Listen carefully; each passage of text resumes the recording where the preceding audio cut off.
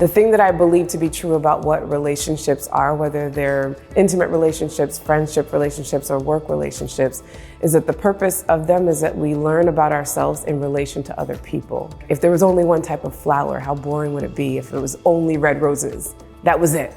But the fact that we have different other types of flowers, they all have in common that they're flowers, and yet all of the unique qualities of them make for a beautiful spring when they're all blooming in their own way. And if we could really see first, wow, you're human just like me, because we have that piece in common, I'm interested in knowing how you see the world because it may teach me some things about how I see the world.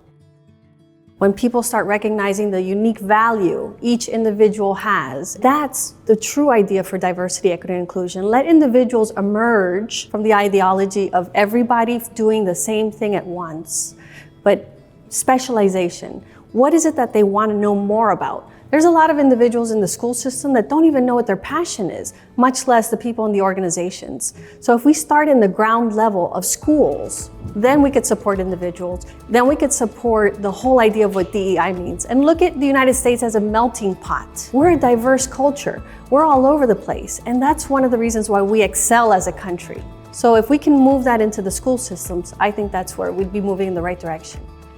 What I want to see in the world is that we don't normalize one culture over another. We're made up of so many different cultures, people with so many backgrounds. There's no one right answer. You have different levels of education. You have different political perspectives, different socioeconomic perspectives. Who's to say that your answer is the answer or my answer is the answer? That doesn't exist. If our world were more diverse, equitable, inclusive, I think that we wouldn't see only one time a black president in the United States and not be able to elect a woman or somebody who is of different backgrounds or experiences. And that goes through all the steps of our life. Others on the team mentioned about school and education. That also goes with work. So equal opportunity to the same jobs. If we had that in our world, I think that would be a lot more positive for us.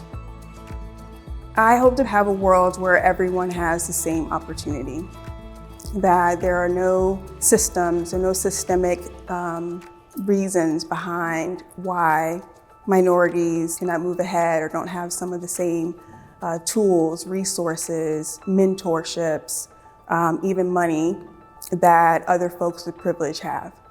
We miss out on a lot of kids that don't grow up to be scientists and inventors and doctors and engineers and, future leaders because of these structural barriers that we have in place. We see that, people of color, women of color in particular, much less likely to be hired, much less likely to be promoted. They hit that glass ceiling and can't get above it. And there is no reason for that other than the barriers that we have as a society.